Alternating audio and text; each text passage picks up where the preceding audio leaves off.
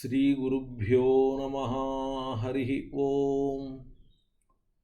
ಶ್ರಿಯಪ್ಪತ್ತೇ ನಿತ್ಯ ಗಣಿತ ಗುಣಮಾಣಿಕ್ಯ ವಿಶದ ಪ್ರಭಾಜಾಲೋಲ್ಲಾಸೋಪಹತ ಸಕಲಾವದ್ಯತಮಸೆ ಜಗಜ್ಜನ್ಮಸ್ಥೇಮ ಪ್ರಲಯ ರಚನಾಶೀಲವಪುಷೇ ನಮೋ ಅಶೇಷಾಮ್ನಾಯ ಸ್ಮೃತಿಹೃದಯದೀಪ್ತಾಯ ಹರಯೇ. येन प्रादुरभावि भूमिवलये व्यस्तारिगोसन्ततिः प्राबोधिश्रुतिपङ्कजं करुणया प्रकाशितत्वं परं ध्वान्तं ध्वंसमनायि साधुनिकरश्चाकारि सन्मार्गगः तेन व्यासदिवाकरेण सततं मात्याजि मे मानसम् व्याप्तिर्यस्य निजे निजेन महसा पक्षे सपक्षे स्थितिः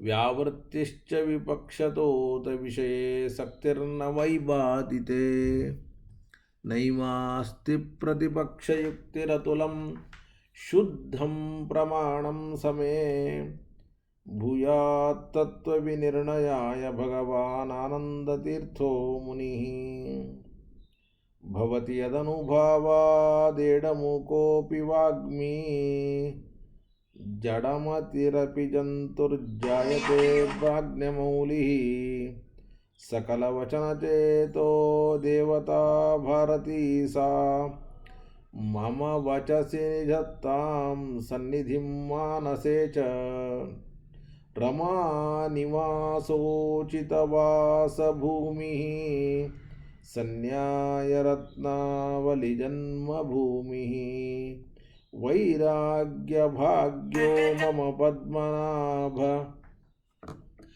तीर्थामृताब्धिर्भवताद्विभूते पदवाक्यप्रमाणज्ञान प्रतिवादिमदच्छिदः श्रीमदक्षोभ्यतीर्थाख्यान उपतिष्ठे गुरुन्मम. श्रीमदानन्दतीर्थार्य सन्मनस्सरसी भुवि अनुव्याख्याननलिने चञ्चरीकति मे मनः.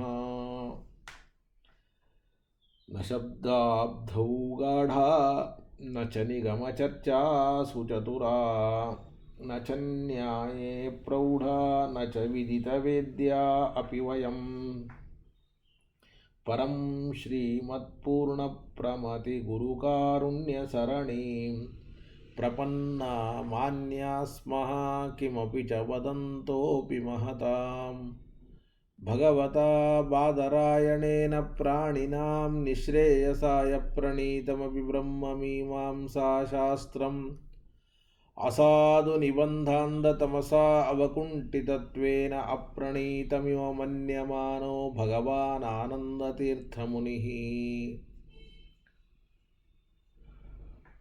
यथाचार्याभिप्रायम् अस्य भाष्यं विधाय अनुभाष्यमपि करिष्यन् विलीनप्रकृतितया स्वयमन्तराय विदुरोऽपि अनवरतमीश्वरप्रवणकायकरणवृत्तिरपि नारायणप्रणामादिकम्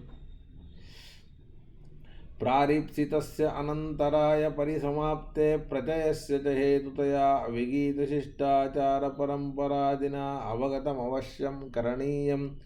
शिष्यान् ग्राहयितुं ग्रन्थादौ निबध्नाति नारायणमिति. नारायणं निखिलपूर्णगुणैकदेहं निर्दोषमप्यतममप्यखिलैः सुवाक्यैः अस्योद्भवादिदमशेषविशेषतोऽपि वन्द्यं सदा प्रियतमं मम सन्नमामि. तमेव शास्त्रप्रभवं प्रणम्य जगद्गुरूणां गुरुमञ्जसैव विशेषतो मे परमाख्यविद्या व्याख्यां करोमि अन्वपि चाहमेव. ಓಂ ಓಂ ಅಥಾತೋ ಬ್ರಹ್ಮ ಜಿಜ್ಞಾಸಾ ಓಂ ಶ್ರುತಿಕ್ಷೀರಾಬ್ಧಿಮಾಮತ್ಯ ಧೀಮಂದರಮಹೀಭೃತ ಪ್ರಾಪ್ತಾನ್ಯಾಯಸುಧಾಯೇನ ತಂ ಜೈಂದ್ರಮಹಂ ಭಜೆ ಬುಧೈರಪಿ ಸುದುರ್ಬೋಧೆ ಗ್ರಂಥೆ ಯನ್ಮಮ ಸಾಹಸಂ ತತ್ಪಾರಯಂತು ನಿಪುಣಾಃ ಗುರುಪಾದರಜಕ್ಷಣಾಃ ಲೌಕಿಕಫಲಲಕ್ಷಣಾಮೃತದೋಹಿನೀಂ ಗುರ್ವನುಗ್ರಹರೂಪಾಂ ತಾಂ ಕಾಮಧೇನುಮುಪಾಸ್ಮಹೇ. ಮಧ್ವೋಕ್ತಿರ್ದ್ಯುನದೀ ಜಯಾರ್ಯ ಶುಭವಾಕ್ ಸೂರ್ಯಾತ್ಮಜಾ ಸಂಗಮೇ ವ್ಯಾಖ್ಯಾಸ್ನಾನಮಹೋಮಿದಾಯ ನೃಹರೆ ಪ್ರಾಪ್ಯ ಪ್ರಸಾದ ಪರಂ ಪ್ರಾಪುರ್ಯೇ ಕೃತಕೃತ್ಯತಾಂ ಗತಮಲಾ ವಿದ್ಯಾದಿರಾಜಾದಯೋ ಯೋಗೀಶಾ ಕೃಪಯಂತು ತೇ ಜಯಮುನೇರ್ಭಾವಸ್ಯ ಬೋಧಾ ಇಮೇ ಶುಕೇನ ಶಾಂತ್ಯಾದಿಷು ವಾङ्ಮಯೇಷು ವ್ಯಾಸೇನ ಧೈರ್ಯೇಂಬುದಿನೋಪಮೇಯಂ ಮನೋಜಜಿತ್ಯಾಂ ಮನಸಾಂ ಹಿ ಪತ್ಯ ರಘೂತ್ತಮಾಖ್ಯಂ ಸ್ವಗುರುಂ ನಮಾಮಿ. ಆರೂಢಃ ಸಹಸಾ ಯತೀಂದ್ರಪದವೀಂ ಗತ್ವಾ ಚ ವಾರಾಣಸೀಂ ತತ್ರತ್ಯಾನ್ ಕುಮತಪ್ರಚಾರನಿರತಾನ್ ಅದ್ವೈತ ದಿಗ್ಧಂತಿ ನಃ ಪ್ರೌಢಾರ್ಥೈಃ ವಚನೈಃ ಸುಯುಕ್ತಿಕಚಿತೈಃ ಸಂಭೀಷಯನ್ ಮೋದಯನ್ ಸತ್ಯಧ್ಯಾನಸುಕೇಸರಿ ವಿಜಯತೆ ಪಾದಾಶ್ರಿತಶ್ರೀಪತೇಃ ಪ್ರಾವೋಚದ್ಯೋದಿಕಂ ನ್ಯಾಯಸುಧಾವಾಕ್ಯಾರ್ಥಚಂದ್ರಿಕಾಂ ಸತ್ಯಪ್ರಜ್ಞಗುರುರ್ದದ್ಯಾತ್ ಪ್ರಜ್ಞಾಂ ವೈದಾಂತಿಕೀಂ ಸದಾ ಬಂಧುಸ್ತ್ವಂ ಗುರುರಿಷ್ಟದೈವತಮಿತಿ ತ್ವತ್ಪಾದಪಂಕೇರುಹಂ ಪ್ರಾಪ್ತಂ ಮಾಂ ಪರಿಪಾಲಯೇತಿ ಸತತಂ ಯಾಚೆ ನಿಬದ್ಧಾಂಜಲಿಃ ಚಿತ್ತಂ ಮದ್ಗುಣದೋಷಚಿಂತನವಿದೌ ನೂನಂ ಮನಾಂಗ್ಮಾಕೃತಾ ಸತ್ಯಾಭಿಜ್ಞಗುರೋ ತ್ವದಂಘ್ರಿಯುಗಲಂ ಹಿತ್ವಾ ನ ಮೇ ಸದ್ಗತಿಃ ಸತ್ಯಾಭಿಜ್ಞಕರಾಬ್ಜೋತ್ಥಾನ್ ಪಂಚಾಶದ್ವರ್ಷಪೂಜಕಾನ್ ಸತ್ಯಪ್ರಮೋದತೀರ್ಥಾರ್ಯಾನ್ ನೌಮಿನ್ಯಾಯಸುಧಾರತಾನ್. ವೇದೇಶಮುನಿಸತ್ಪಾದಸೇವಾ ಸಂಪ್ರಾಪ್ತವೈಭವಾನ್ ಯಾದವಾರ್ಯಾನ್ ವರಸುಧಾ ಟೀಕಾಕಾರಾನ್ವಯನ್ನುಮಃ. ಪೃಥ್ವೀಮಂಡಲಮಧ್ಯಸ್ಥಾಃ ಪೂರ್ಣಬೋಧಮತಾನುಗಾಃ ವೈಷ್ಣವಾಃ ವಿಷ್ಣುಹೃದಯಾಃ ತಾನ್ ನಮಸ್ಸೇ ಗುರೂನ್ ಮಮ. ಶುಭಾನ್ ಧ್ಯಾಯಂತಿ ಏಕಾಮಾನ್ ಗುರುದೇವಪ್ರಸಾದಜಾನ್ ಇತರಾನ್ ಆತ್ಮಪಾಪೋತ್ಥಾನ್ ತೇಷಾಂ ವಿದ್ಯಾ ಫಲಿಷ್ಯತಿ. ಆಪಾದಮೌಲಿಪರ್ಯಂತಂ ಗುರುಣಾಂ ಆಕೃತಿಂ ಸ್ಮರೇತ್ ತೇನ ವಿಘ್ನಾಃ ಪ್ರಣಶ್ಯಂತಿ ಸಿದ್ಧ್ಯಂತಿ ಚ ಮನೋರಥಾಃ. ಯದುತಾಪಸಲಭ್ಯಮನಂತಭವೈ ತದುತೋ ಪರತತ್ವಮಿಹೈಕಪದಾತ್ ಜಯತೀರ್ಥಕೃತೌ ಪ್ರವಣೋ ನ ಪುನರ್ಭವಭಾಗ್ಭವತೀತಿ ಮತಿರ್ಹಿ ಮಮ. ಶ್ರೀಗುರುಭ್ಯೋ ನಮಃ. ಹರಿ ಓಂ ಹರಿ ಓಂ ಹರಿ ಓಂ. ಪ್ರಾಣಾಧಿಕರಣದ ಕೊನೆಯ ಭಾಗದಲ್ಲಿ ಇದ್ದೇವೆ. ಪರಕೀಯರು ಪ್ರಾಣಾಧಿಕರಣಕ್ಕೆ ಪ್ರಸ್ತೋತರ್ಯಾ ದೇವತಾ ಪ್ರಸ್ತಾವಮನ್ವಾಯತ್ತ ಅನ್ನುವಂತಹ ಒಂದು ವಿಷಯವಾಕ್ಯವನ್ನು ಹೇಳ್ತಾರೆ. ಆ ವಿಷಯವಾಕ್ಯ ಈ ಅಧಿಕರಣಕ್ಕೆ ಆಗೋದಿಲ್ಲ ಅನ್ನುವಂತಹ ಮಾತನ್ನು ನಾವು ಹೇಳ್ತಾ ಇದ್ದೇವೆ. ಆದರೆ ಈ ವಿಷಯ ವಾಕ್ಯವನ್ನು ತೆಗೆದುಕೊಂಡರೆ ಸಂಶಯ ಬರ್ತದೆ, ಪೂರ್ವ ಪಕ್ಷ ಬರ್ತದೆ.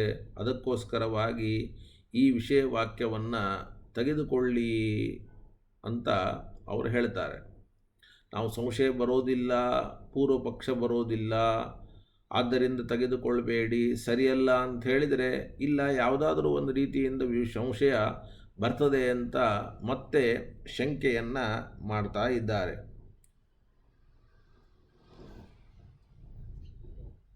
ಆದರೆ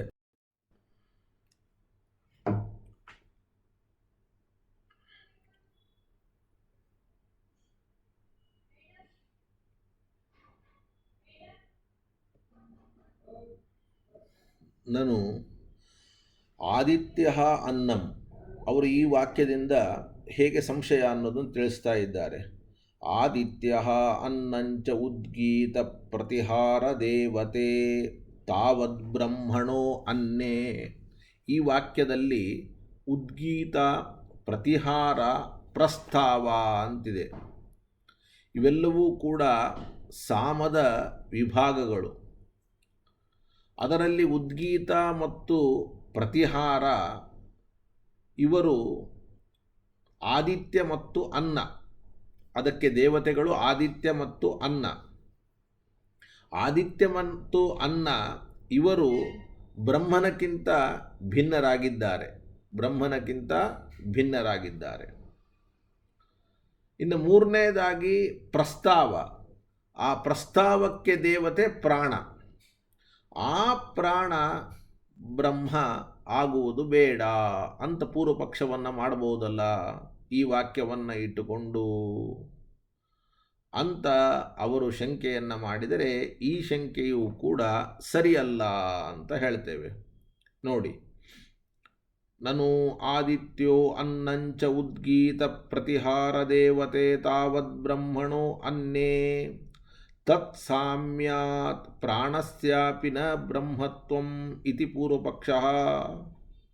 ಅಂದರೆ ಬ್ರಹ್ಮರಾಗದೇ ಇರುವ ಉದ್ಗೀತ, ಪ್ರತಿಹಾರ ಇವರ ಜೊತೆಗೆ ಪ್ರಸ್ತಾವ ಎಂಬ ಪ್ರಾಣ ಇದ್ದದ್ದರಿಂದ 3 ಜನರಲ್ಲಿ ಇಬ್ಬರು ಬ್ರಹ್ಮರಾಗಿಲ್ಲ ಅಂದಮೇಲೆ ಮೂರನೇವರಾದ ಪ್ರಸ್ತಾವ ಪ್ರಾಣ, ಅಂದರೆ ಪ್ರಸ್ತಾವದ ದೇವತೆ ಪ್ರಾಣ, ಆ ಪ್ರಾಣನೂ ಕೂಡ ಬ್ರಹ್ಮನಲ್ಲ ಅಂತ ಪೂರ್ವಪಕ್ಷವನ್ನು ಮಾಡಬಹುದು.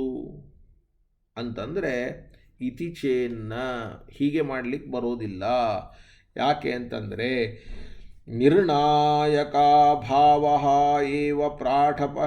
ನಿರ್ಣಾಯಕಾಭಾವೇ ಏವ ಪ್ರಾಯಪಾಠಸ್ಯ ಅನುಸರಣೀಯತ್ವಾತ್. ಸಾಮಾನ್ಯವಾಗಿ ಒಂದು ವಾಕ್ಯದಲ್ಲಿ ಬಂದಂತಹ ಒಂದು ಶಬ್ದಕ್ಕೆ ಏನು ಅರ್ಥ ಅಂತ ನಾವು ನಿರ್ಣಯವನ್ನು ಮಾಡಲಿಕ್ಕೆ ಬರದೇ ಇದ್ದಾಗ ಮಾತ್ರ ಪ್ರಾಯಪಾಠ ಅಂದರೆ 3 4 ಇರುತ್ತೆ. 3 ಏನಿರುತ್ತೆ ಅದರಂತೆ 4ನೇದ್ದಕ್ಕೆ ಅರ್ಥ ಮಾಡುವುದು, ಇದಕ್ಕೆ ಪ್ರಾಯಪಾಠ ಅಂತ ಕರೀತಾರೆ. 4 ಇದ್ದಾಗ ಆ 4ನೇದಕ್ಕೆ ಏನು ಅರ್ಥ ಅಂತ ನಾವೇ ಸ್ವಂತವಾಗಿ ನಿರ್ಧಾರ ಮಾಡಲಿಕ್ಕೆ ಆಗದೇ ಇದ್ದಾಗ ಆ 3ರ ಜೊತೆಗೆ ಇದ್ದದ್ದಕ್ಕೆ ಆ 3ಕ್ಕೆ ಏನು ಅರ್ಥ ಮಾಡ್ತೇವೆ ಅದನ್ನು. ಈಗ ಉದಾಹರಣೆಗೆ ಇಲ್ಲೇ ಇದೆ, ಉದ್ಗೀತ, ಪ್ರತಿಹಾರ, ಪ್ರಸ್ತಾವ ಅಂತ.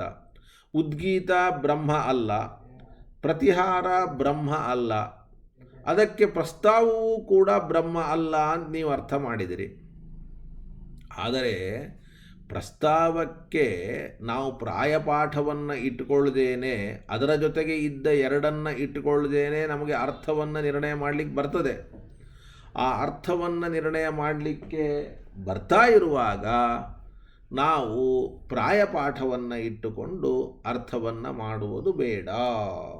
ನೋಡಿ, ನಿರ್ಣಾಯಕ ಭಾವೇ ಏವ, ನಿರ್ಣಾಯಕ ಇಲ್ಲದೇ ಇರುವಾಗ ಮಾತ್ರ ನಾವು ಬೇರೆ ಗತಿ ಇಲ್ಲ ಅಂತ ಪ್ರಾಯಪಾಠವನ್ನು ಅನುಸರಿಸುವುದು. ಆದರೆ ಈಗ ನಿರ್ಣಾಯಕ ಇಲ್ಲ ಅಂತ ಹೇಳಲಿಕ್ಕೆ ಬರೋದಿಲ್ಲ.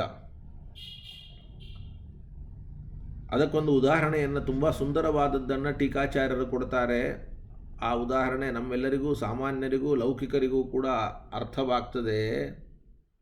ಅನ್ಯಥಾ ನೋಡಿ ಎಷ್ಟು ಚೆನ್ನಾಗಿದೆ. ಛತ್ರ ಚಾಮರಾದ್ಯಸಾಧಾರಣ ಲಿಂಗ ಸದ್ಭಾವೇಪಿ ಸಾಮಂತ ಸನ್ನಿಧಿ ಮಾತ್ರೇಣ ರಾಜ ನ ರಾಜ ಸ್ಯಾತ್. ಈಗ ಒಂದು ಮಾತನ್ನು ತಿಳ್ಕೊಂಡ್ರಿ. 3-4 ಜನ ಇರ್ತಾರೆ. 3-4 ಜನ ಇದ್ದಾಗ ಒಬ್ಬರು ಯಾರು ಅಂತ ಗೊತ್ತಾಗೋದಿಲ್ಲ. ಆವಾಗ ಉಳಿದ 3 ಜನ ಯಾರೋ ಅವರೇ 4ನೇಯವರು ಅಂತ ನಾವು ನಿರ್ಧಾರ ಮಾಡ್ತೇವೆ. ಇದು ಯಾವಾಗ ಅಂದರೆ 4ನೇ ಅವರನ್ನು ನಿರ್ಧಾರ ಮಾಡಲಿಕ್ಕೆ ಈ 3 ಜನರ ಜೊತೆಗೆ ಇರುವಿಕೆ ಅನ್ನೋದು ಬಿಟ್ಟು ಬೇರೆ ಏನಾದರೂ ಕೂಡ ಇದ್ದಾಗ ಆ 3 ಜನರ ಜೊತೆಗೆ ಇದ್ದದ್ದನ್ನು ನೋಡಿ ನಾವು ನಿರ್ಧಾರ ಮಾಡೋದಲ್ಲ. ಈಗ 4 ಜನ ಇರ್ತಾರೆ. ಅದರಲ್ಲಿ ಒಬ್ಬ ನಮಗೆ ಅವನು ಪಂಡಿತನೋ ದಡ್ಡನೋ ಅಂತ ಗೊತ್ತಿರೋದಿಲ್ಲ. ಅಂಥ ಸಂದರ್ಭದಲ್ಲಿ ನಾವೇನು ಮಾಡ್ತೇವೆ, ಇನ್ನು 3 ಜನರನ್ನು ನೋಡ್ತೇವೆ. ಆ 3 ಜನರು ಪಂಡಿತರು ಅಂತ ಗೊತ್ತಾಗಿದೆ. ಆ 3 ಜನರು ಪಂಡಿತರು ಅಂತ ನಿರ್ಧಾರ ಆದದ್ದಕ್ಕೆ 4ನೇಯವರು ಕೂಡ ಓಹೋ ಆ 3 ಜನ ಪಂಡಿತರ ಜೊತೆಗೆ ಇದ್ದದ್ದಕ್ಕೆ 4ನೇಯವನು ಪಂಡಿತ ಅಂತ ಕಲ್ಪನೆ ಬಂತಲ್ಲ. ಈ ಪ್ರಸಂಗ ಯಾವಾಗ ಅಂತಂದರೆ 4ನೇಯವನು ದಡ್ಡನೋ ಪಂಡಿತನೋ ಅನ್ನೋದನ್ನು ಬೇರೆ ರೀತಿಯಿಂದ ನಿರ್ಧರಿಸ್ಲಿಕ್ಕೆ ಬರದೇ ಇದ್ದಾಗ. ಆದರೆ ನಮಗೆ 4ನೇಯವನು ಪಂಡಿತ ಅಂತೆ ಬೇರೆ ರೀತಿಯಿಂದ ನಿರ್ಧರಿಸ್ಲಿಕ್ಕೆ ಬಂದಿದ್ದರೆ 3 ಜನರ ಜೊತೆಗೆ ಸೇರಿ ಅವನ್ಯಾಕೆ ನಾವು ನಿರ್ಧಾರ ಮಾಡಬೇಕು, ಮಾಡುವ ಅವಶ್ಯಕತೆ ಇಲ್ಲ. ಅದಕ್ಕೆ ಟೀಕಾಚಾರ್ಯರು ಕೊಡುವಂಥ ಉದಾಹರಣೆ ಎಷ್ಟು ಸುಂದರವಾಗಿದೆ ನೋಡಿ, ಎಷ್ಟು ಸುಂದರವಾಗಿದೆ. ನಿರ್ಣಾಯಕ ಇದ್ದಾಗ ನೀವು ಪ್ರಾಯಪಾಠವನ್ನು ಅನುಸರಿಸಬಾರದು ಅಂತ. ಈಗ ಸಣ್ಣ ಪುಟ್ಟ ಮಂತ್ರಿಗಳ ಜೊತೆಗೆ, ಸಾಮಂತ ರಾಜರ ಜೊತೆಗೆ ಮಹಾರಾಜ ಹೊರಟಿರ್ತಾನೆ. ಎಡಕ್ಕೆ ಬಲಕ್ಕೆ ಹಿಂದೆ ಮುಂದೆ ಸಾಮಂತರು, ಮಂತ್ರಿಗಳು, ಸಣ್ಣ ಪುಟ್ಟ ರಾಜರು ಇರ್ತಾರೆ. ಆವಾಗ ನಾವು ಮಧ್ಯದಲ್ಲಿದ್ದವನು ಯಾರು ಅಂತ ಯಾರಾದರೂ ಕೂಡ ಕೇಳಿದರೆ ನಾವು ಹೇಳ್ತೀವಿ, ಇವನು ಸಾಮಂತರ ಜೊತೆಗೆ ಇದ್ದದ್ದರಿಂದ ಇವನು ಸಾಮಂತನೇ, ಸಣ್ಣ ಪುಟ್ಟ ಮಂತ್ರಿಗಳ ಜೊತೆಗೆ ಇದ್ದದ್ದರಿಂದ ಇವನು ಕೂಡ ಮಂತ್ರಿನೇ ಅಂತ. ಯಾಕೆಂದರೆ ನಾವು ಜೊತೆಗೆ ಇದ್ದಾನೆ ಅಂತ. ಅದಕ್ಕೆ ನೀವೇನು ಹೇಳಬೇಕು, ಯಾರ ಜೊತೆಗೆ ಇದ್ದಾನೆ ಅಂತನ್ನೋದನ್ನು ನೋಡಬೇಡಪ್ಪ. ಅವನಿಗೆ ಛತ್ರ ಇದೆ, ಚಾಮರ ಇದೆ. ಛತ್ರ ಚಾಮರಗಳು ಇದು ಮಹಾರಾಜನ ಲಕ್ಷಣ. ಅಂತಹ ಛತ್ರ ಚಾಮರಗಳು ಎನ್ನುವ ಮಹಾರಾಜನ ಲಕ್ಷಣ ಇದ್ದಾಗ ನಾವು ಮಹಾರಾಜ ಅಂತ ನಿರ್ಧಾರ ಮಾಡಬೇಕೇ ಹೊರತಾಗಿ ಅಕ್ಕಪಕ್ಕದಲ್ಲಿ ಸಾಮಂತರಾಜರಿದ್ದಾರೆ ಅಂತ ಇವನನ್ನು ಸಾಮಂತರಾಜ ಅಂತ ಹೇಗೆ ನಿರ್ಧಾರ ಮಾಡೋದಿಲ್ಲವೋ ಹಾಗೆ ಇಲ್ಲಿಯೂ ಕೂಡ ಪ್ರಸ್ತಾವ ಪ್ರಾಣ ಯಾರು, ಇವನು ಬ್ರಹ್ಮನಲ್ಲ ಅಂತ ನಿರ್ಧಾರ ಮಾಡಿಬಿಟ್ರೆ, ಯಾಕೆ ಬ್ರಹ್ಮನಲ್ಲ ಅಂತ ಕೇಳಿದರೆ ಈ ಪ್ರಸ್ತಾವ ಪ್ರಾಣದ ಜೊತೆಗೆ ಉದ್ಗೀತ ಮತ್ತು ಪ್ರತಿಹಾರ ಅಂತ ಬ್ರಹ್ಮನಲ್ಲದೇ ಇದ್ದವರು ಇದ್ದಾರೆ. ಬ್ರಹ್ಮನಲ್ಲದೇ ಇದ್ದವರ ಜೊತೆಗೆ ಇವನು ಇದ್ದಾನೆ ಅಂದ ಕ್ಷಣಕ್ಕೆ ನಾವು ಬ್ರಹ್ಮ ಅಲ್ಲ ಅಂತ ನಿರ್ಧಾರ ಮಾಡೋದಲ್ಲ. ಯಾಕೆ ಅಂದರೆ ಅಲ್ಲಿ ಛತ್ರಚಾಮರಗಳಿದ್ದಂತೆ ಇಲ್ಲಿ ಭಗವಂತನ ಅಸಾಧಾರಣವಾದ ಲಿಂಗ ಇದೆ. ಭಗವಂತನ ಅಸಾಧಾರಣ ಲಿಂಗ ಇದ್ದಾಗ ನಾವು ಆ ಪ್ರಾಣ ವಿಷ್ಣು ಅಂತೆ ನಿರ್ಧಾರ ಮಾಡಲಿಕ್ಕೆ ಬರ್ತದೆ ಅನ್ನುವಂತಹ ಮಾತನ್ನು ಇಲ್ಲಿ ಹೇಳ್ತಾ ಇದ್ದಾರೆ ನೋಡಿ. ನಿರ್ಣಾಯಕಾಭಾವೇ ಏವ ಪ್ರಾಯಪಾಠಸ್ಯ ಅನುಸರಣೀಯತ್ವಾತ್. ನಿರ್ಣಾಯಕ ಇಲ್ಲದೇ ಇದ್ದರೆ ಆಗ ನಾವು ಆ ಪ್ರಸ್ತಾವ ಪ್ರಾಣ ಬ್ರಹ್ಮ ಹೌದೋ ಅಲ್ಲೋ ಅಂತ ವಿಚಾರ ಮಾಡೋಣ. ನಿರ್ಣಾಯಕ ಇದೆ, ಏನದು? ಸ್ಪಷ್ಟಂಚ ಅತ್ರ ಪಾರಮೇಶ್ವರಂ ಕರ್ಮ ಇತ್ಯುಕ್ತಂ. ಸ್ಪಷ್ಟವಾಗಿ ಭಗವಂತ ಮಾಡುವ ಕರ್ಮ ಇದೆ ಇಲ್ಲಿ. ಅಂದರೆ ಎಲ್ಲ ಭೂತಗಳ ಲಯ, ಎಲ್ಲ ಭೂತಗಳ ಸೃಷ್ಟಿ ಅಂತನ್ನುವಂತಹ ಒಂದು ನಿರ್ಣಾಯಕವಾದ ಪರಮೇಶ್ವರನ ಕರ್ಮ ಇದೆ. ನಿರ್ಣಾಯಕವಿರುವಾಗಲೂ ಕೂಡ ಅದನ್ನು ಬಿಟ್ಟು ಹಿಂದ ಮುಂದಿನ ಪ್ರಮೇಯದ ಸನ್ನಿಧಾನದಿಂದ ನೀವು ನಿರ್ಣಯ ಮಾಡಲಿಕ್ಕೆ ಹೊರಟ್ರೆ ಆಗ ಒಬ್ಬ ರಾಜನಿಗೆ ಛತ್ರ ಚಾಮರ ಎನ್ನುವಂತಹ ಮಹಾರಾಜರ ಚಿಹ್ನೆ ಇದ್ದರೂ ಕೂಡ ಅವನು ಸಾಮಂತರ ಸನ್ನಿಧಿಯಲ್ಲಿ ಇದ್ದದ್ದರಿಂದ ಅವನು ರಾಜನಲ್ಲ ಸಾಮಂತನೇ ಅಂತ ಅಂಗೀಕಾರ ಮಾಡಬೇಕಾದ ಪ್ರಸಂಗ ಬರ್ತದೆ. ಆದ್ದರಿಂದ ನಿಮಗೆ ಈ ವಾಕ್ಯವನ್ನು ಇಟ್ಟುಕೊಂಡ್ರೆ ಸಂಶಯ ಪೂರ್ವ ಪಕ್ಷವನ್ನು ಮಾಡಲಿಕ್ಕೆ ಬರೋದಿಲ್ಲ. ಅಷ್ಟು ಮಾತ್ರ ಅಲ್ಲ, ನಾವು ಇನ್ನೊಂದು ಪ್ರಶ್ನೆ ಮಾಡ್ತೀವಿ ಇದರ ಮೇಲೆ. ಕಥಂಚ ಅವಧಾರಿತಂ ಆದಿತ್ಯೋ ಅನ್ನಂಚನ ಬ್ರಹ್ಮ ಇತಿ.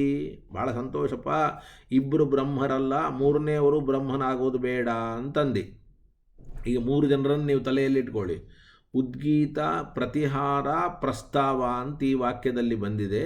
ಅದರಲ್ಲಿ ಮೊದಲಿನ ಉದ್ಗೀತ ಮತ್ತು ಪ್ರತಿಹಾರ ಬ್ರಹ್ಮ ಅಲ್ಲ, ಅದಕ್ಕೆ ಕೊನೆಯಲ್ಲಿರುವ ಪ್ರಸ್ತಾವ ಪ್ರಾಣನೂ ಕೂಡ ಬ್ರಹ್ಮನಲ್ಲ ಅಂತ ನೀವು ಹೇಳಿಕ್ಕೆ ಹೊರಟಿದ್ದೀರಿ. ನಾವು ನಿಮ್ಮನ್ನೇನು ಪ್ರಶ್ನೆ ಮಾಡ್ತೀವಿ ಅಂದರೆ, ಉದ್ಗೀತ ಮತ್ತು ಪ್ರತಿಹಾರ ಬ್ರಹ್ಮ ಅಲ್ಲ ಅಂತ ನಿರ್ಣಯ ಆದದ್ದು ನಿಮಗೆ ಹೇಗೆ ಅದು ಬ್ರಹ್ಮ ಅಂತ ನಾವು ಹೇಳ್ತೀವಿ. ಯಾಕೆ ಅಂತಂದರೆ, ಶ್ರೂಯತೆ ಹಿ ತತ್ರಾಪಿ ಸರ್ವಾಣಿ ಹವಾ ಇಮಾನಿ ಭೂತಾನಿ ಇತ್ಯಾದಿ ಇತಿ ಆದಿತ್ಯಂ ಉಚ್ಚೈಸ್ತಂತಂ ಗಾಯಂತಿ ಇತ್ಯಾದಿ ಬ್ರಹ್ಮಲಿಂಗಂ. ಅಲ್ಲಿಯೂ ಕೂಡ ಅಂದರೆ ಉದ್ಗೀತ ಪ್ರತಿಹಾರದ ವಿಷಯದಲ್ಲಿಯೂ ಕೂಡ ನಮಗೆ ಬ್ರಹ್ಮನ ಲಿಂಗ ಶ್ರುತವಾಗ್ತಾ ಇದೆ.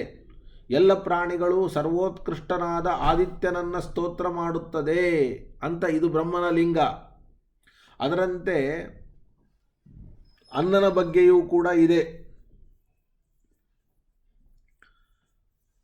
ಅನ್ನವು ಹೇಗೆ ಬ್ರಹ್ಮ ಅಂತಂದರೆ, ಎಲ್ಲ ಭೂತಗಳು ಅನ್ನವನ್ನು ಉಪಜೀವಿಸಿಕೊಂಡು ಇವೆ ಅಂದಮೇಲೆ ನಾವು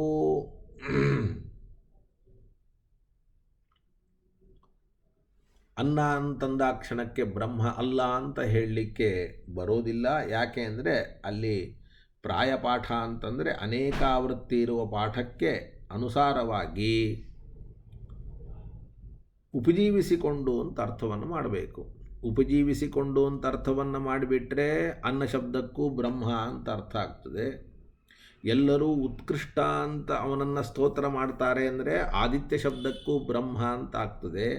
ಅಂದಮೇಲೆ ಉದ್ಗೀತ ಅಂದರೆ ಆದಿತ್ಯ, ಪ್ರತಿಹಾರ ಅಂದರೆ ಅನ್ನ, ಇವೆರಡೂ ಕೂಡ ಬ್ರಹ್ಮನೇ ಆಗ್ತಾ ಇದ್ದದ್ದರಿಂದ ಇವರ ಜೊತೆಗೆ ಇರತಕ್ಕಂತಹ ಪ್ರಸ್ತಾವನೂ ಕೂಡ ಬ್ರಹ್ಮನೇ ಆಗಬೇಕೇ ಹೊರತಾಗಿ ಬ್ರಹ್ಮನಲ್ಲ ಅಂತ ಹೇಳಲಿಕ್ಕೆ ಸಾಧ್ಯ ಇಲ್ಲ. ಅನ್ನಮೇವ ಪ್ರತಿಹರಮಾಣಾನಿ ಇತಿ ತು ಪ್ರಾಯಪಾಠಾದುಪಜೀವನಾರ್ಥಂ ಗ್ರಾಹ್ಯಂ ಅಂತಿಷ್ಟು ಹೇಳಿ ಈ ಅಧಿಕರಣವನ್ನು ಮುಗಿಸ್ತಾ ಇದ್ದಾರೆ. ಈ ಅಧಿಕರಣವನ್ನು ಮುಗಿಸುವಾಗ ಟೀಕಾಚಾರ್ಯರು ಕೊನೆಯಲ್ಲಿ ಒಂದು ಸಾರ್ವಕಾಲಿಕವಾದ ಮಾತನ್ನು ಹೇಳ್ತಾರೆ.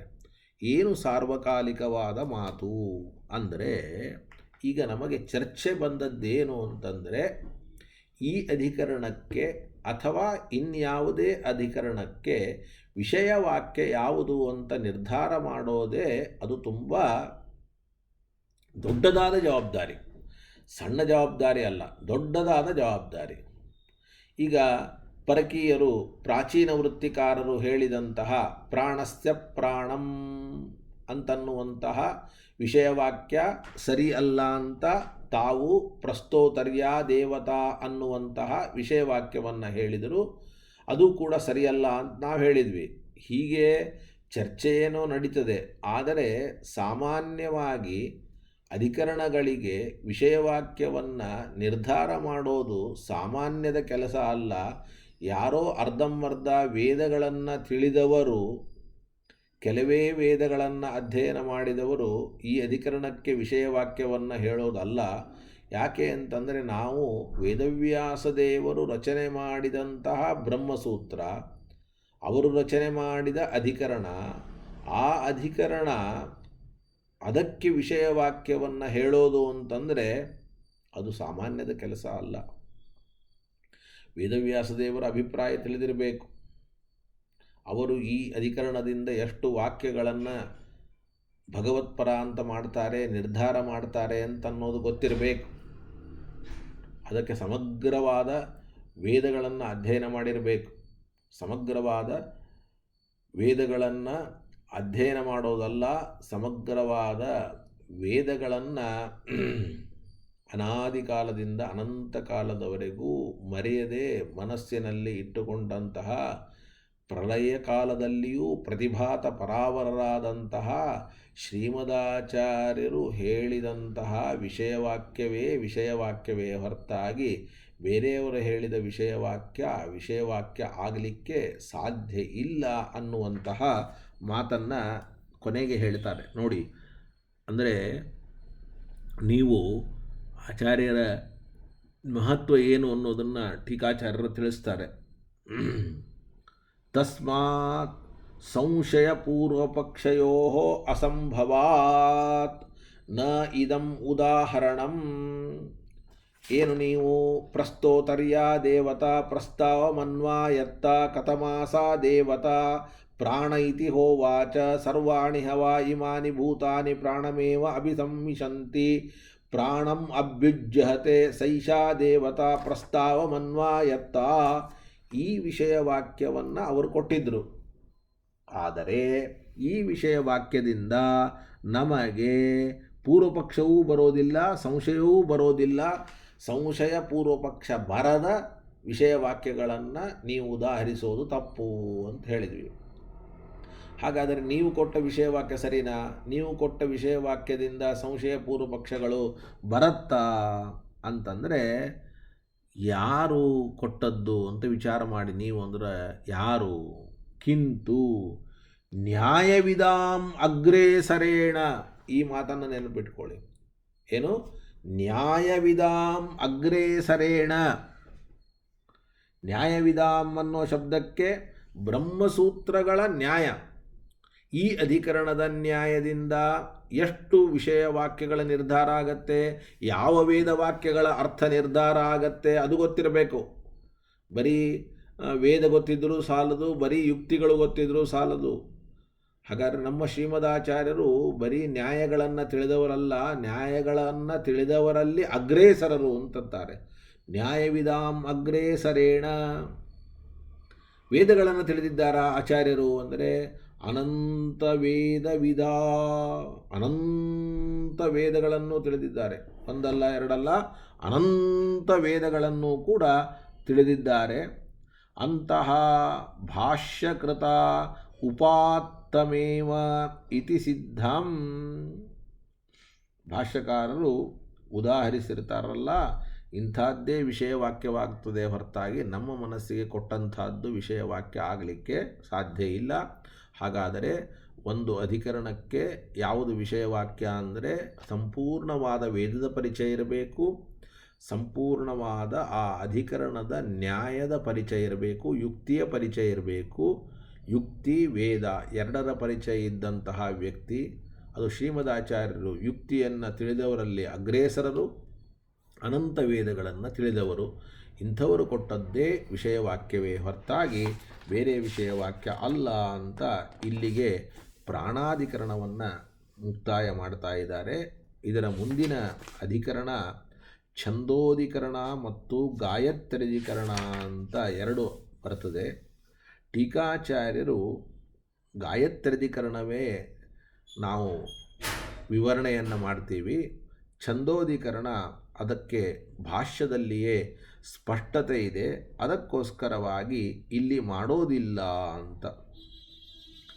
ಮೊದಲು ಜ್ಯೋತಿರಧಿಕರಣ, ಆಮೇಲೆ ಛಂದೋಧಿಕರಣ. ಜ್ಯೋತಿರಧಿಕರಣದ ವ್ಯಾಖ್ಯಾನವನ್ನು ಟೀಕಾಚಾರ್ಯರು ಅಥವಾ ಶ್ರೀಮದಾಚಾರ್ಯರು ಅನುವ್ಯಾಖ್ಯಾನದಲ್ಲಿ ಸುಧಾದಲ್ಲಿ ಹಿಡಿಯಲಿಲ್ಲ.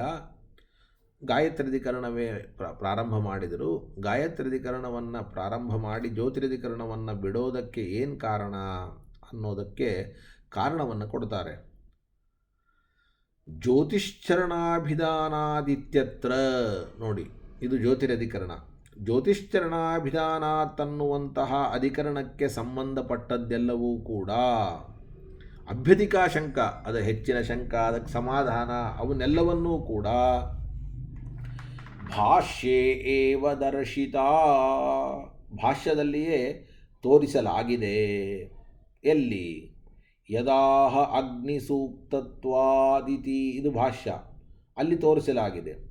ತೇನ, ಭಾಷ್ಯದಲ್ಲಿಯೇ ಜ್ಯೋತಿರಧಿಕರಣದ ಅಭ್ಯಧಿಕಾ ಶಂಕಾ, ಅದಕ್ಕೆ ಸಮಾಧಾನವನ್ನು ತೋರಿಸಿದ್ದರಿಂದ ವಕ್ತವ್ಯಾಭಾವಾತ್, ಆ ಅಧಿಕರಣದ ಬಗ್ಗೆ ಹೇಳುವಂಥದ್ದೇನೂ ಕೂಡ ಇಲ್ಲದೇ ಇದ್ದದ್ದರಿಂದ ಉತ್ತರಂ, ಅದರ ಮುಂದಿರುವ ಅಂದರೆ ಜ್ಯೋತಿರಧಿಕರಣದ ಮುಂದೆ ಇರುವ ಗಾಯತ್ರ್ಯಧಿಕರಣಮೇವ ವಿವ್ರೀಯತೆ, ಗಾಯತ್ರ್ಯಧಿಕರಣವನ್ನೇ ನಾವು ವಿಶೇಷವಾಗಿ ವಿವರಣೆಯನ್ನು ಮಾಡ್ತೇವೆ ಅಂತ ಪ್ರಾಣಾಧಿಕರಣದ ಮುಂದಿನ ಅಧಿಕರಣ ಜ್ಯೋತಿರಧಿಕರಣ, ಅದರ ಮುಂದಿನ ಅಧಿಕರಣ ಗಾಯತ್ರ್ಯಧಿಕರಣ. ಅನುವ್ಯಾಖ್ಯಾನದಲ್ಲಿ ಆಗಲಿ ಅಥವಾ ಸುಧಾದಲ್ಲಿ ಆಗಲಿ ಜ್ಯೋತಿರಧಿಕರಣದಲ್ಲಿ ವಿವರಣೆಯನ್ನು ಯಾಕೆ ಮಾಡಲಿಲ್ಲ ಅಂದರೆ ಯಾವುದು ಭಾಷ್ಯದಲ್ಲಿ ಸ್ಪಷ್ಟವಾಗಿರುವುದಿಲ್ಲವೋ ಅಂಥದ್ದರ ವಿವರಣೆ ಮಾಡ್ತೇವೆ ಹೊರತಾಗಿ ಭಾಷ್ಯದಲ್ಲಿ ಸ್ಪಷ್ಟವಾದದ್ದನ್ನು ವಿವರಣೆ ಮಾಡೋದಿಲ್ಲ. ಅದಕ್ಕಾಗಿ ಈ ಒಂದು ಜ್ಯೋತಿರಧಿಕರಣ ಭಾಷ್ಯದಲ್ಲಿ ಸ್ಪಷ್ಟವಾದದ್ದರಿಂದ ಅದನ್ನು ಬಿಟ್ಟು ಮುಂದಿನ ಅಧಿಕರಣಕ್ಕೆ ಹೋಗ್ತಾ ಇದ್ದೇವೆ. ಈಗ ಕೇವಲ ಸೂತ್ರಗಳನ್ನು ಮಾತ್ರ ಓದೋಣ. ಓಂ ಜ್ಯೋತಿಶ್ಚರಣಾಭಿಧಾನಾತ್ ಓಂ, ಇಷ್ಟೇ ಸೂತ್ರ. ಇದು ಜ್ಯೋತಿರಧಿಕರಣ ಒಂದೇ ಸೂತ್ರ.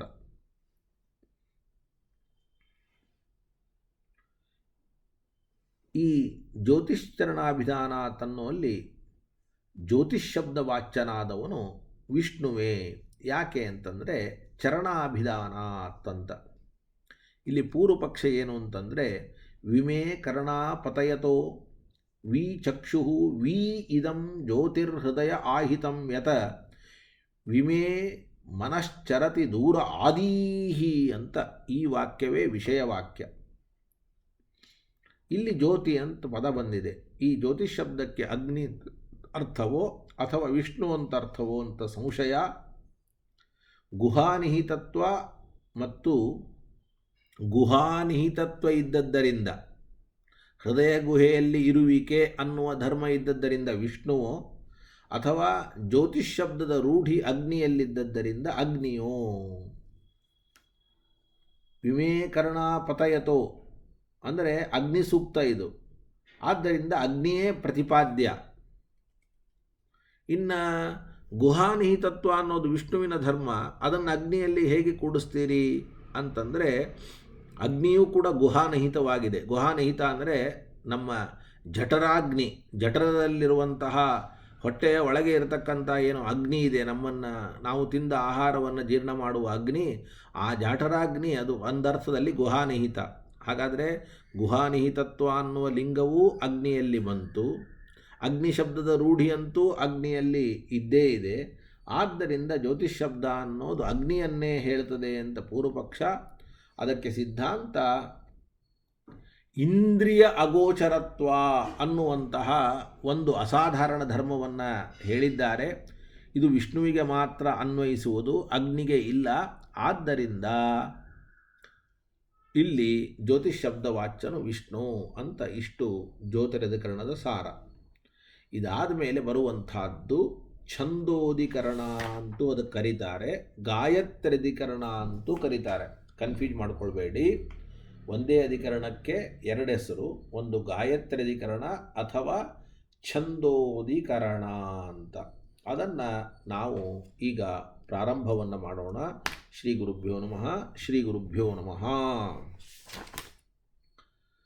ನೋಡಿ, ಅಧಿವೇದಗತ ಅಶೇಷ ನಾಮ್ನ ಉಪಲಕ್ಷಣಸ್ಯ ವೇದಮಾತುಃ ತ್ರೈವರ್ಣಿಕದ್ವಿತೀಯ ಜನ್ಮನಿ ಜನನ್ಯಾಃ ಗಾಯತ್ರ್ಯಾಃ ಪ್ರಾಧಾನ್ಯೇನ ತನ್ನಾಮ್ನಃ ಸಮನ್ವಯಂ ಪ್ರತಿಪಾದಯಿತುಂ ಸೂತ್ರಂ. ಈಗ ಗಾಯತ್ರ್ಯಧಿಕರಣ ಅಂದಾಕ್ಷಣಕ್ಕೆ ನಮಗೆ ಗಾಯತ್ರಿ ಅಂದರೆ ಓಂ ಭೂರ್ಭುವಸ್ಸುವಃ ತತ್ಸವಿತುರ್ವರೆಣ್ಯಂ ಅನ್ನುವ ಗಾಯತ್ರಿ ನೆನಪಾಗ್ತದೆ. ಆ ಗಾಯತ್ರಿ ಅಂತನ್ನುವಂಥದ್ದು ನೆನಪಾಗುವುದು ಬೇಡ. ಗಾಯತ್ರಿ ಅಂತ ಅದಕ್ಕೆ ಯಾಕೆ ಕರೀತಾರೆ ಅಂತ ಕೇಳಿದರೆ 24 ಅಕ್ಷರದ ಒಂದು ಛಂದಸ್ಸಿಗೆ ಗಾಯತ್ರಿ ಅಂತಾರೆ. ಒಂದೊಂದು ಮಂತ್ರಕ್ಕೆ ಒಂದೊಂದು ಛಂದಸ್ಸಿರುತ್ತೆ. ಆ ಛಂದಸ್ಸಿನ ಹೆಸರು ಗಾಯತ್ರಿಗೆ ಇದ್ದದ್ದರಿಂದ ಆ ಮಂತ್ರಕ್ಕೆ ಗಾಯತ್ರಿ ಮಂತ್ರ ಎನ್ನುವುದಾಗಿ ಕರೀತಾರೆ. ಈಗ ನಾವು ಗಾಯತ್ರಿಯನ್ನು ವೇದಮಾತೆ ಅಂತ ಕರೀತೇವೆ. ಮತ್ತು 3 ವರ್ಣದವರಿಗೆ ಅವಳು ತಾಯಿ ಇದ್ದಂತೆ, ಎರಡನೆಯ ತಾಯಿ ಇದ್ದಂತೆ, ಜನ್ಮ ಕೊಟ್ಟ ತಾಯಿ. ಮತ್ತು ಉಪನಯನವಾಗುವಾಗ ಇವಳು ತಾಯಿಯಾಗ್ತಾಳೆ. ಅಂತಹ ಗಾಯತ್ರಿ ಅದು ಪ್ರಧಾನ. ಈಗ ನಾವು ಛಂದಸ್ಸನ್ನು ಹೇಳುವ ಅಥವಾ ವೇದದಲ್ಲಿ ಬರುವ ಎಲ್ಲ ಶಬ್ದಗಳ ಸಮನ್ವಯವನ್ನು ಈ ಅಧಿಕರಣದಲ್ಲಿ ಮಾಡ್ತೇವೆ. ಆದರೆ ಕಂಠತಃ ಪ್ರಧಾನವಾದದ್ದು ಗಾಯತ್ರಿ ಅಂತ. ಅಂತಹ ಗಾಯತ್ರಿ ನಾಮವನ್ನು ಇಟ್ಟುಕೊಂಡು ವೇದಕ್ಕೆ ಸಂಬಂಧಿಸಿರುವಂತಹ ವೇದ, ಛಂದಸ್ಸು, ಸೂಕ್ತ ಇವುಗಳನ್ನು ಹೇಳ್ತಕ್ಕಂತಹ ಎಲ್ಲ ಶಬ್ದಗಳನ್ನು ಸಮನ್ವಯ ಮಾಡಲಿಕ್ಕೆ ಹೊರಟಂತಹ ಅಧಿಕರಣವೇ ಛಂದೋಧಿಕರಣ ಅಥವಾ ಗಾಯತ್ರ್ಯಧಿಕರಣ. ಅದಕ್ಕೆ ಛಂದ ಅಂತಿದೆ ನೋಡಿ. ಛಂದ ಅಂದರೆ ಛಂದಸ್ಸು ಅಂತ ಅರ್ಥ. ಚೆಂದಾಗಿದೆ, ಚೆನ್ನಾಗಿದ್ದೀರಾ ಅದಲ್ಲ. ಛಂದ ಅಂದರೆ ಛಂದಸ್ಸು. ಹೀಗೆ ಛಂದಸ್ಸನ್ನು ಹೇಳುವ ವೇದಗಳಲ್ಲಿ ಬರುವ ಎಲ್ಲ ನಾಮಗಳನ್ನು ಸಮನ್ವಯ ಮಾಡಲಿಕ್ಕೆ ಈ ಅಧಿಕರಣ ಹೊರಟಿದೆ. ಪ್ರಧಾನವಾಗಿ ಗಾಯತ್ರಿ ಅನ್ನುವ ನಾಮವನ್ನು ಸಮನ್ವಯ ಮಾಡುವ ಮೂಲಕ ಉಳಿದ ಎಲ್ಲ ಶಬ್ದಗಳಿಗೂ ಕೂಡ ಸಮನ್ವಯವನ್ನು ಹೇಳ್ತಾ ಇದ್ದೇವೆ. ಓಂ ಛಂದೋಭಿಧಾನಾತ್ನ ಇತಿ ಚೇನ್ನ ತಥಾ ಚೇತೋರ್ಪಣ ನಿಗದಾತ್ ತಥಾ ಹಿ ದರ್ಶನಂ ಓಂ ಇತಿ ಛಂದೋಗಾಹ ಪಠಂತಿ. ನೋಡಿ, ಛಂದೋಗಾಹ ಪಠಂತಿ ಅಂತ ಅಂದರೆ ಛಾಂದೋಗ್ಯೋಪನಿಷತ್ತಿನಲ್ಲಿ ಒಂದು ಮಾತು ಬಂದಿದೆ. ಆ ವಾಕ್ಯವನ್ನೇ ನಾವು ವಿಷಯ ವಾಕ್ಯವನ್ನಾಗಿ ಕೊಡ್ತೇವೆ. ಏನಂತ? ಗಾಯತ್ರಿ ವಾ ಇದಂ ಭೂತಂ ಎನ್ನುವುದಾಗಿ. ಗಾಯತ್ರಿ ವಾ ಇದಂ ಸರ್ವಂ ಭೂತಂ ಅಂತ ಒಂದು ವಾಕ್ಯ ಇದೆ.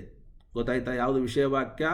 ಗಾಯತ್ರಿ ವಾ ಇದಂ ಸರ್ವಂ ಭೂತಂ. ಈ ಗಾಯತ್ರಿ ಶಬ್ದ ಬ್ರಹ್ಮನನ್ನು ಹೇಳ್ತದೆಯೋ ಅಥವಾ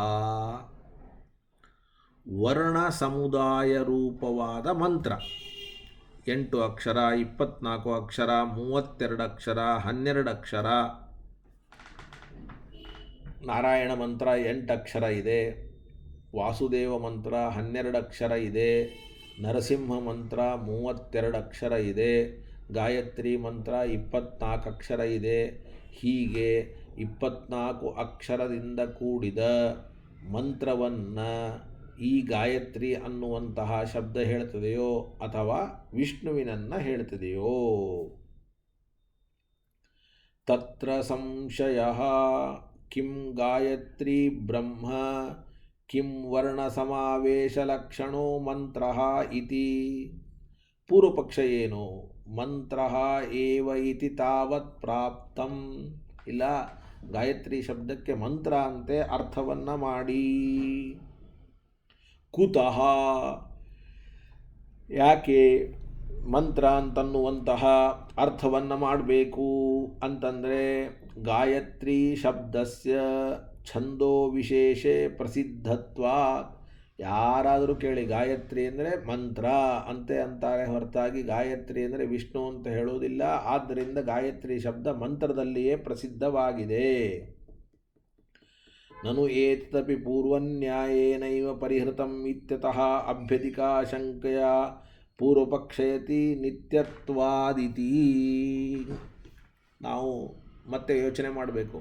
ಅಲ್ಲ, ಈಗ ಆನಂದಮಯಾಧಿಕರಣ ಆಗಿದೆ, ಅಂತಸ್ತತ್ವಾಧಿಕರಣ ಆಗಿದೆ, ಆಕಾಶಾಧಿಕರಣ ಆಗಿದೆ, ಪ್ರಾಣಾಧಿಕರಣ ಆಗಿದೆ. ಅಲ್ಲಿ ಹೇಳಿದಂತಹ ಯಾವ ಸಿದ್ಧಾಂತ ನ್ಯಾಯದಿಂದಲೂ ಕೂಡ ಈ ಪೂರ್ವಪಕ್ಷವನ್ನು ಪರಿಹಾರ ಮಾಡಿಕೊಳ್ಳಿಕ್ಕೆ ಬರೋದಿಲ್ವೇ? ಗಾಯತ್ರಿ ವಿಷ್ಣು ಅಲ್ಲ ಅಂತ ಹೇಳಿದ ಪೂರ್ವಪಕ್ಷವನ್ನು, ಗಾಯತ್ರಿ ಮಂತ್ರ ಅಂತ ಹೇಳಿದ ಪೂರ್ವಪಕ್ಷವನ್ನು, ಹಿಂದಿನ ಅಧಿಕರಣಗಳ ಸಿದ್ಧಾಂತದ ನ್ಯಾಯವನ್ನು ಬಗೆಹರಿಸ್ಲಿಕ್ಕೆ ಬರೋದಿಲ್ವೇ? ನ್ಯಾಯಗಳಿಂದ ಬಗೆಹರಿಸ್ಲಿಕ್ಕೆ ಬಂದರೆ ಮತ್ತೆ ಪ್ರತ್ಯೇಕವಾಗಿ ಗಾಯತ್ರಿ ಅಧಿಕರಣದ ಅವಶ್ಯಕತೆ ಇಲ್ಲಲ್ಲ. ಅಂದರೆ ಮತ್ತೆ ಹಿಂದಿನಂತೆ ಇಲ್ಲಿಯೂ ಕೂಡ ಹಿಂದಿನ ಅಧಿಕರಣದ ಸಿದ್ಧಾಂತ ನ್ಯಾಯದಿಂದ ಪರಿಹರಿಸಿಕೊಳ್ಳಲು ಆಗದೇ ಇರುವ ಅಭ್ಯಧಿಕಾಶಂಕ ಉಂಟು, ಹೆಚ್ಚಿನ ಆಕ್ಷೇಪ ಉಂಟು. ಏನದು ಅಂತಂದರೆ ಅದನ್ನು ನಿತ್ಯತ್ವಾತ್ ಅನ್ನುವುದರಿಂದ ಆಚಾರ್ಯರು ತಿಳಿಸ್ತಾ ಇದ್ದಾರೆ.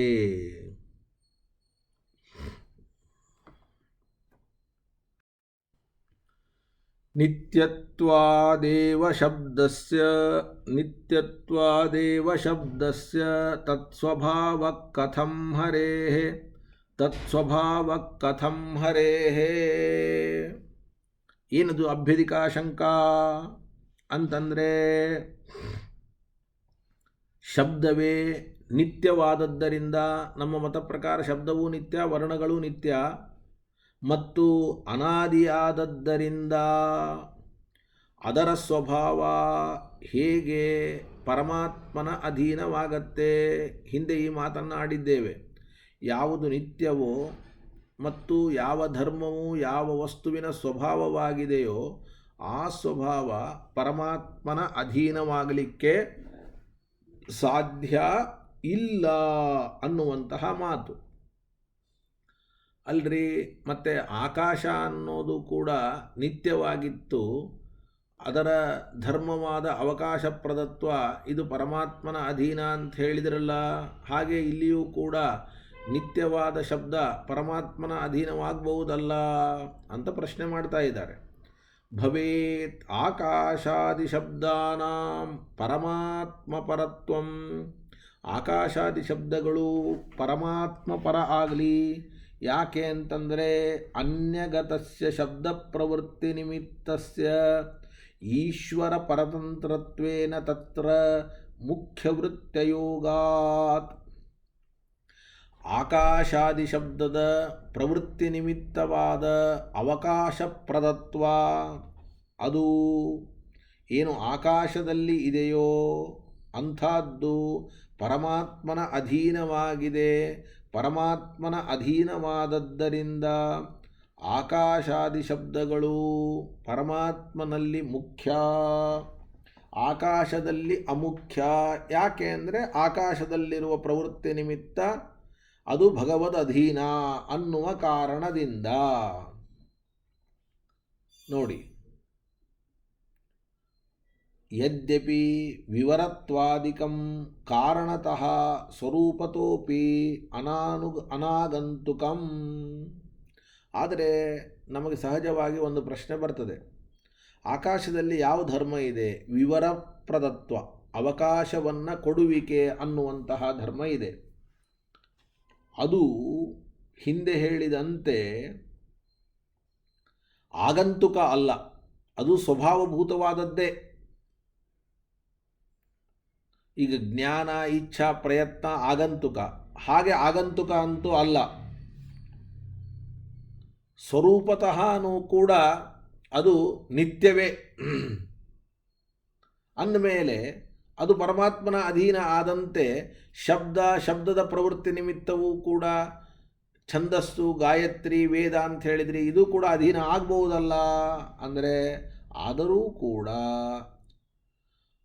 ಆ ಅವಕಾಶ ಪ್ರದತ್ವ ಎನ್ನುವ ಧರ್ಮಕ್ಕೆ ಆಶ್ರಯವಾದ ಆಕಾಶ, ಅದಕ್ಕೆ ಉತ್ಪತ್ತಿ, ಸ್ಥಿತಿ, ಸಂಹಾರ ಇವುಗಳಲ್ಲಿ ಈಶ್ವರನ ಅಧೀನತ್ವ ಇದೆ. ಆಕಾಶ ಆತ್ಮನಃ ಆಕಾಶ ಸಂಭೂತಃ, ಆತ್ಮನಿಂದ ಆಕಾಶ ಹುಟ್ಟುತ್ತದೆ, ಆತ್ಮನಿಂದಲೇ ಆಕಾಶದ ಸ್ಥಿತಿ, ಆತ್ಮನಿಂದಲೇ ಆಕಾಶದ ಲಯ. ಹೀಗೆ ಆಕಾಶದ ಹುಟ್ಟು, ಸ್ಥಿತಿ, ಲಯ ಇದು ಪರಮಾತ್ಮನಿಂದ ಆಗ್ತಾ ಇದ್ದದ್ದರಿಂದ ಆ ಆಕಾಶದಲ್ಲಿರುವಂತಹ ವಿವರ ಪ್ರದತ್ವ, ಆ ಪ್ರವೃತ್ತಿ ನಿಮಿತ್ತ ಧರ್ಮ, ಅದು ಎಷ್ಟೇ ಅನಾಗಂತುಕ, ಎಷ್ಟೇ ನಿತ್ಯ ಅಂದರೂ ಕೂಡ ಅಂತಹ ನಿತ್ಯವಾದದ್ದಕ್ಕೆ ಆಶ್ರಯವಾದ ಆಕಾಶ ಅದು ಇವನಿಂದ ಸೃಷ್ಟಿಯಾಗ್ತದೆ ಅಂದ ಮೇಲೆ ಧರ್ಮಿಗೆ ಸೃಷ್ಟಿಯಾದರೆ ಧರ್ಮಕ್ಕೂ ಕೂಡ ಒಂದರ್ಥದಲ್ಲಿ ಸೃಷ್ಟಿಯನ್ನು ನಾವು ಹೇಳಲೇಬೇಕು.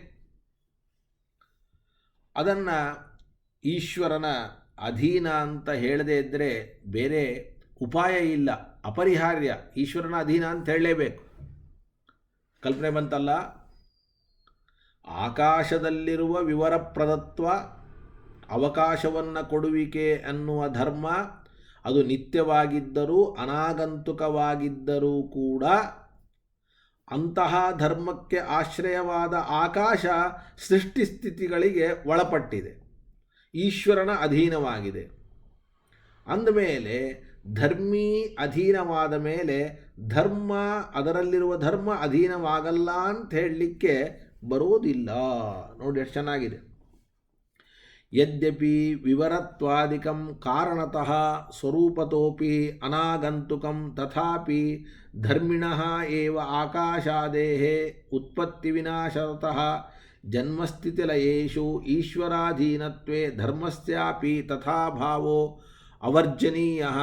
ಧರ್ಮಿ ಇದು ಉತ್ಪತ್ತಿ ಸ್ಥಿತಿ ಉಳ್ಳದ್ದು ಅಂದಮೇಲೆ ಅದರ ಒಳಗಿರುವ ಧರ್ಮವೂ ಕೂಡ ಆ ಉತ್ಪತ್ತಿ ಸ್ಥಿತಿ ಉಳ್ಳದ್ದಾಗಬೇಕು ಅಥವಾ ಆ ವ್ಯಕ್ತಿಯ ಅಧೀನ ಆಗಬೇಕು.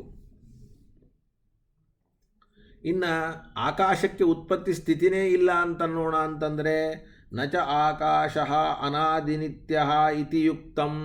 ಆಕಾಶವನ್ನೇ ಅನಾದಿನಿತ್ಯ ಅಂದ್ಬಿಡೋಣ ಅಂದಮೇಲೆ ಅದು ಯಾರ ಅಧೀನವೂ ಕೂಡ ಅಲ್ಲ ಅಂತ ಹೇಳೋಣ ಅಂದರೆ ಹಾಗೆ ಹೇಳಲಿಕ್ಕೆ ಬರೋದಿಲ್ಲ. ಸ್ಪಷ್ಟವಾಗಿ ಆತ್ಮನ ಆಕಾಶ ಸಂಭೂತ ಆಕಾಶಾದ್ವಾಯು ಅನ್ನುವುದಾಗಿ ಆತ್ಮನಿಂದ ಆಕಾಶದ ಸೃಷ್ಟಿಯನ್ನು ಹೇಳಿದ ಮೇಲೆ ಆಕಾಶದಲ್ಲಿರುವ ಧರ್ಮಕ್ಕೂ ಕೂಡ ಆತ್ಮನಿಂದ ಸೃಷ್ಟಿ ಅಥವಾ ಆತ್ಮನ ಅಧೀನತೆ ಒಪ್ಪಲೇಬೇಕು. ನೋಡಿ, ಇತ್ಯಾದಿ ಶ್ರುತಿ ವಿರೋಧಾತ್ ಯಸ್ತ್ವನಾದಿರ್ವಾ ಅಯಮಾಕಾಶಃ ಇತ್ಯುಕ್ತೋ ಅವ್ಯಾಕೃತಾಕಾಶಃ ಸೋ ಅನಾದಿನಿತ್ಯೋಪಿ ನ ತತ್ವಪೂರ್ವಕ್ಷಿಣೋ ವಿವಕ್ಷಿತಃ. ಅಲ್ರಿ, ನೀವು ಆಕಾಶಕ್ಕೆ ಉತ್ಪತ್ತಿ ಸ್ಥಿತಿ ಲಯಗಳನ್ನು ಹೇಳ್ತಾ ಇದ್ದೀರಿ. ನಾವು ಆಕಾಶ ಅನ್ನೋದು ಅನಾದಿನಿತ್ಯ ಅಂತ ಕೇಳಿದ್ದೇವೆ. ಆಕಾಶ ಅನಾದಿನಿತ್ಯ ಅನ್ನೋದಕ್ಕೂ ಕೂಡ ಪ್ರಮಾಣ ಉಂಟು. ಏನಪ್ಪ ಅದು ಪ್ರಮಾಣ ಅಂತಂದರೆ ಅನಾದಿರ್ವ ಅಯಮಾಕಾಶ ಅಂತ, ಇದು ವೇದವೇ.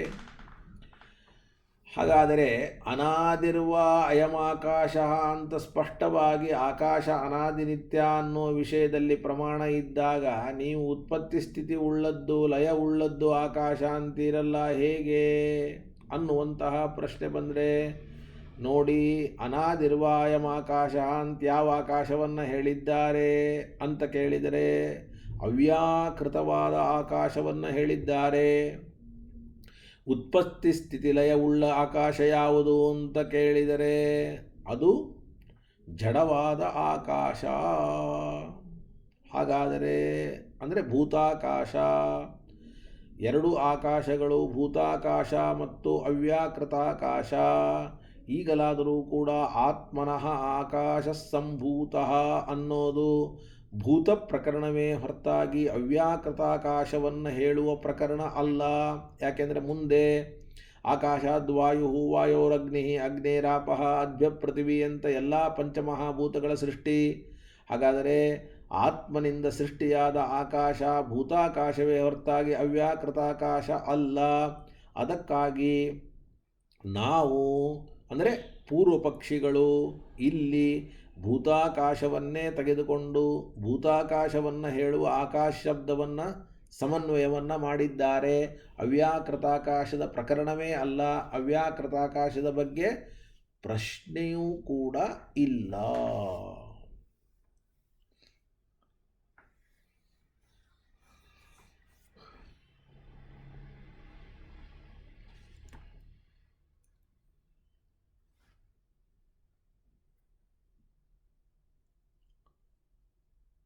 ಭೂತ ಪ್ರಕರಣತ್ವಾತ್ ನ ಚೈವಂ ಪ್ರಕೃತೆ ಸಂಭವತಿ. ತೈತ್ತರೀಯ ಉಪನಿಷತ್ತಿನ ಆ ಪ್ರಕರಣ ಭೂತಗಳ ವಿಷಯವಾದದ್ದು. ಆದ್ದರಿಂದ ಭೂತಾಕಾಶವೇ ಪೂರ್ವ ಪಕ್ಷಿಗೆ ಅಲ್ಲಿ ಅಭಿಪ್ರೇತ. ಆದರೆ ಅಲ್ಲಿ ಆಕಾಶ ಶಬ್ದವನ್ನು ಹರಿಯಲ್ಲಿ ಸಮನ್ವಯ ಮಾಡಿದಂತೆ ಇಲ್ಲಿ ಗಾಯತ್ರಿ ಶಬ್ದವನ್ನು ಸಮನ್ವಯ ಮಾಡಲಿಕ್ಕೆ ಬರೋದಿಲ್ಲ.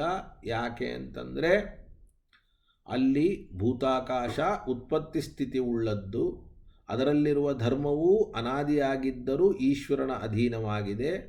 ಆದರೆ ಇಲ್ಲಿ ಶಬ್ದ ಅನ್ನೋದು ನಿತ್ಯವಾಗಿದೆ, ಅನಾದಿಯಾಗಿದೆ, ಅದರಲ್ಲಿರುವ ಧರ್ಮವೂ ಕೂಡ ನಿತ್ಯ ಅನಾದಿ. ಅಂದರೆ ವ್ಯತ್ಯಾಸ ಇಷ್ಟೇ. ಅಭ್ಯಧಿಕಾ ಶಂಕ ಯಾರು ನೋಟ್ ಮಾಡ್ಕೊಳ್ತೀರಿ ಅವ್ರಿಗೆ ಹೇಳ್ತೀನಿ, ಹಿಂದಿನ ಆಕಾಶಾಧಿಕರಣಕ್ಕೂ ಏಧಿಕರಣಕ್ಕೂ ಏನು ಹೆಚ್ಚಿನ ಶಂಕ ಅಂದರೆ ಅಲ್ಲಿ ಆಕಾಶ ಉತ್ಪತ್ತಿ ಉಳ್ಳದ್ದು, ಆದರೆ ಅದರಲ್ಲಿರುವಂತಹ ಧರ್ಮ ಅದು ನಿತ್ಯವಾದದ್ದು. ಆದರೆ ಅಲ್ಲಿ ಆಕಾಶವೂ ಅಧೀನ, ಧರ್ಮವೂ ಅಧೀನ ಅಂತ ಸಿದ್ಧಾಂತ ಮಾಡಿಬಿಟ್ಟಿದ್ದೇವೆ. ಗಾಯತ್ರಿಧಿಕರಣದಲ್ಲಿ ಹೆಚ್ಚಿನ ಶಂಕ ಏನು ಅಂತಂದರೆ ಇಲ್ಲಿ ಧರ್ಮಿಯೂ ನಿತ್ಯ, ಧರ್ಮವೂ ನಿತ್ಯ. ಅಲ್ಲಿ ಧರ್ಮಿ ಅನಿತ್ಯ, ಧರ್ಮ ನಿತ್ಯ ಆಗಿತ್ತು. ಇಲ್ಲಿ ಧರ್ಮಿಯಾದ ಶಬ್ದವೂ ಕೂಡ ನಿತ್ಯ, ಅದರಲ್ಲಿರುವ ಧರ್ಮವೂ ಕೂಡ ನಿತ್ಯ. ಹೀಗೆ ಎರಡೂ ನಿತ್ಯವಾದದ್ದರಿಂದ ಪರಮಾತ್ಮನ ಅಧೀನ ಆಗಲಿಕ್ಕೆ ಹೇಗೆ ಸಾಧ್ಯ ಅನ್ನುವಂತಹ ಒಂದು ಪ್ರಶ್ನೆ ನೋಡಿ.